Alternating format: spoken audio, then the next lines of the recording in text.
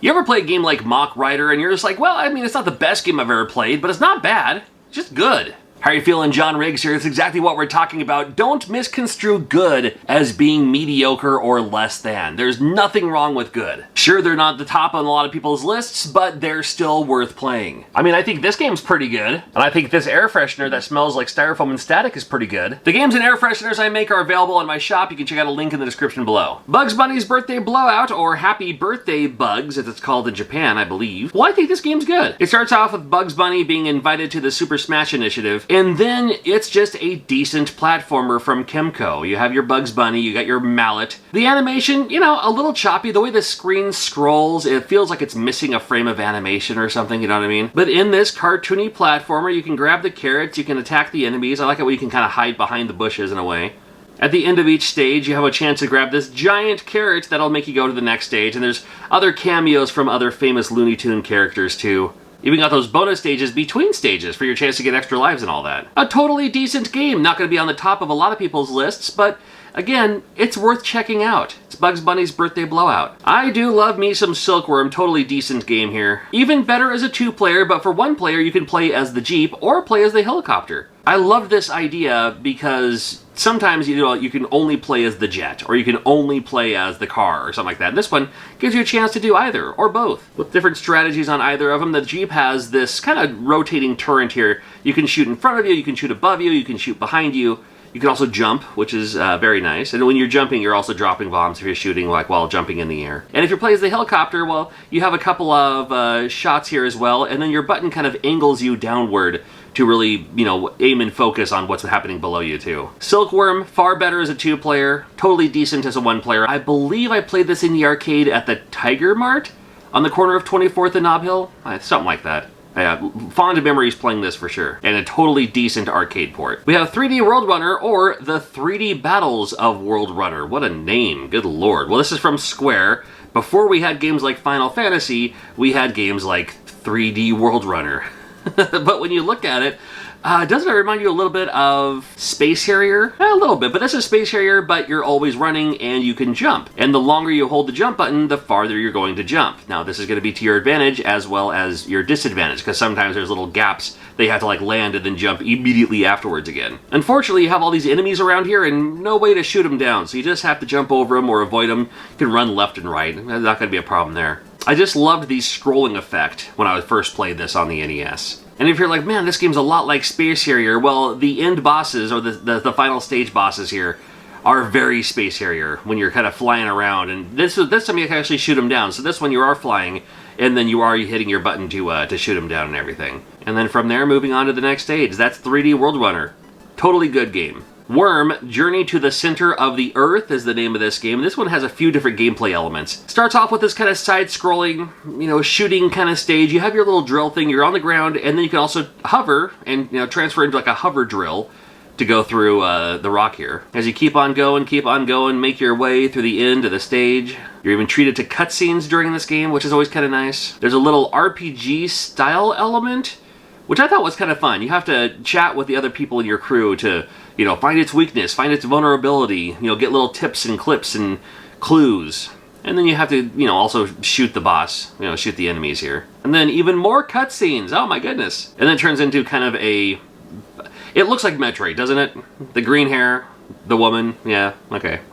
But it's not quite like Metroid. These are still like just kind of solid stages here. As you're attacking the enemies, you can gun, you can, if you hit the up button, you can kick them in the face. Worm, Journey to the Center of the Earth. I love games like this. I love games that have like a multiple variety of gameplay styles throughout the game, so might be worth checking out. It's a good game. City Connection, a game I didn't even know was an arcade game until later in life because I knew it on the NES. Although it looks interesting, the idea is with your car you have to drive on the roads to fill in the squares, and then once they're all filled in, that's where you can move on to the next stage. There's a classic game, Miner 2049er. I mostly played it on the ColecoVision that has that same style, that same, like when you fill in all the spots on the ground, then you can move on to the next stage. But something about this game that gives it that charm and ability that, man, I just love. And these platforms, you can like, you know, jump way up and you're in a jumping car. How cool is that? The different stages take you to different cities. Yeah. It's City Connection. It's a good one. Dino Wars Destruction of Spondylus. Is that how you pronounce that? Well, Dino Wars anyway. In the realm of good NES games. Not great, but not bad. Just good. Dino Wars may be top of the list for good NES games. Just right down the middle, man. Now, I like this game. I like a lot of things, though, so that's how that works. Two different stages here. We have the first part of the stage is you're the self, the dude, shooting these little things as you move through each room by room, going through just the little factory, I guess. I mean, they don't really... Do they really explain where you are? And then you find your dino mech thing. And now you're playing as this giant robotic dinosaur defeating the other kind of robotic dinosaurs. In a way. You know, kind of simplistic by design. The fact that the stars scroll with you when you're walking makes you kind of say, okay, well, you know, whatever. You can pick up upgrades, though, so you're not just punching everyone. You have little fireballs. You can have the fist launch, which I always thought was kind of silly. And again, this is just, you know, the other part of the stage with a few stages in this game to keep you playing for a little bit longer anyway. This game does feature bosses, of course. So you can, you know, find the boss, find the pattern, destroy the boss, get the key, move through the door, and then you're back out of the mech, back into these factories to move on to the next stage. There you go. There's Dino Wars in a nutshell for you. I hope you love it. It's a good game. Probably put a shooter on this list, and Image Fight is a good game. I almost said great. It is, well, you know what? It is a great game, but again, good is good. Are there games better than this? Probably. I mean, I think so. Are the games worse than this? Oh, absolutely. Image Fight's cool. I like the idea where your button, your other button that's not shooting, changes the speed of your ship. So you can go slower, you can go faster.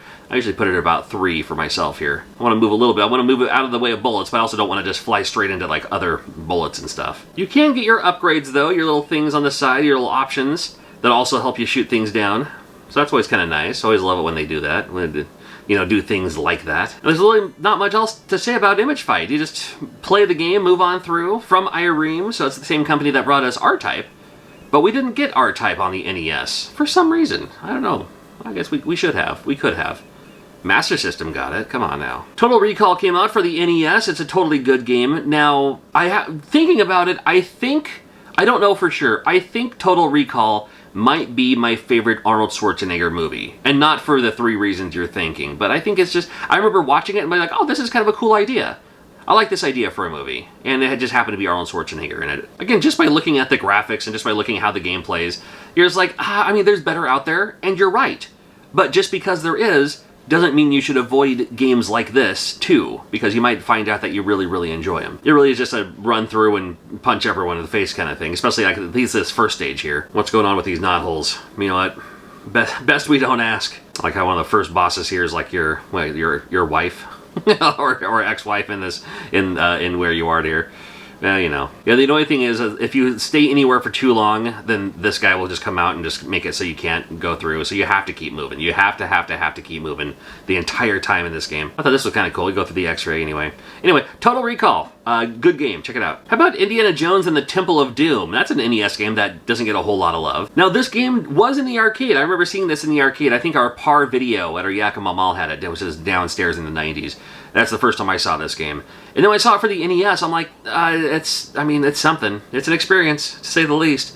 But, I mean, not terrible. I loved Indiana Jones and the Temple of Doom. It was one of my favorite movies. And you rescue the kids, you can use your whip to swing across vines, you got the minecart stages, and it just kind of does that back and forth, where when you're here, collecting the kids, when you're saving the kids, rescuing the kids, you might get some items and upgrades, and then you have the minecart part of it too. I don't know, it's a good game. It's a game that might be worth checking out for you. Collecting the kids, that's funny. Magic Darts, totally good game. And you think of darts here in the US, you always think of like, oh, you know, drunk frat kids playing darts, you know, at a sports bar. Huge in the UK, and here darts is darts. But on this game, you can also play as just typical characters, but also like, you know, crazy characters too, which makes it kind of fun anyway. And darts is you're trying to kind of like remove the score in a way. Does that make sense? Like I'm going to play as, you know, the 301 here. And the idea is that when you get points, it removes those scores from that. So you're trying to like build up to that thing by, you know, the numbers keep coming down, keep coming down. And it's oddly addicting. It's oddly fun, oddly addicting. I remember seeing this in photos, in video game magazines. I was just like, oh, not for me. But then when I finally got around to playing it, which was later in life, believe it or not, I didn't grow up with this game. I just remember seeing it in magazines and be like, no, I'm not gonna rent that. But then when I finally played it, I was like, oh, this is actually kind of fun. I actually kind of like this game a lot more than I would have or should have. Magic Darts might be one you want to check out for sure. A Konami game? Just good? Not great? Not amazing? Well, this one's good. When you think roller games, you're just like, it's probably just gonna be like you're, you know, roller skating and maybe like, you know, hip checking some people. But no, this game's a beat 'em up. It's a legit just Konami beat 'em up for the NES on roller skates, which is even funnier. That's all it is, really. And I think it's a good game. I mean, again, there are better beat-em-ups out there, but out of all the ones that you can play, or could play, this might be the one. Now, this one is a little slippery with the controls. Again, you are on roller skates, so that's you got to consider. There's always holes in the ground I'll usually die more from that than losing health. But again, it's a beat-em-up. That's all it is. It's a beat-em-up on roller skates. Why not? Why not?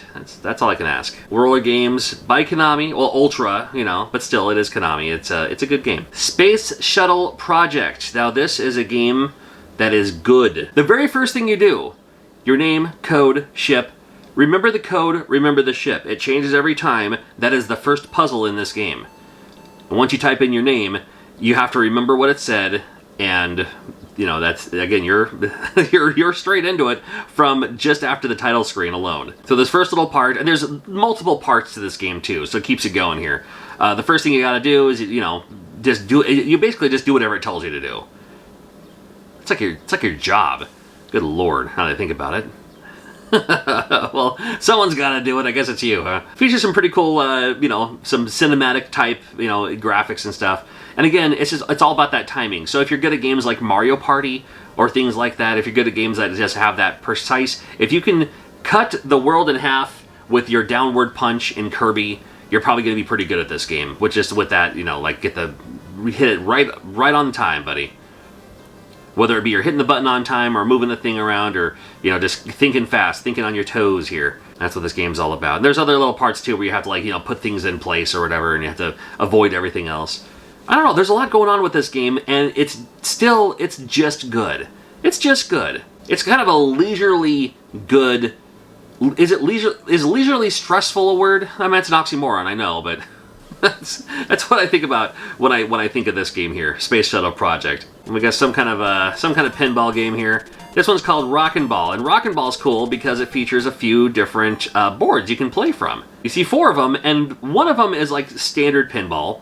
One of them is your standard pinball, which just, you know, it's fine. I do like me some video pinball. Nothing wrong with video pinball. But there's also, like, you know, there's a sports one. There's like a 2-player back and forth one. And they even have the old school one. When I say old school, I mean like when pinball originated, like in the late 1800s or something like that. They had a bunch of these tables set up. I believe it was it wasn't Louisville. Where was it? It was Free Play, Florida. Free Play, Florida had a bunch of these set up, where it was just you could play these old-fashioned kind of literally pinball. There were pins on the board, and the ball would come down and kind of sink into these holes, and that's how you played the game. And it was amazing, and it was cool to see something like that on here too.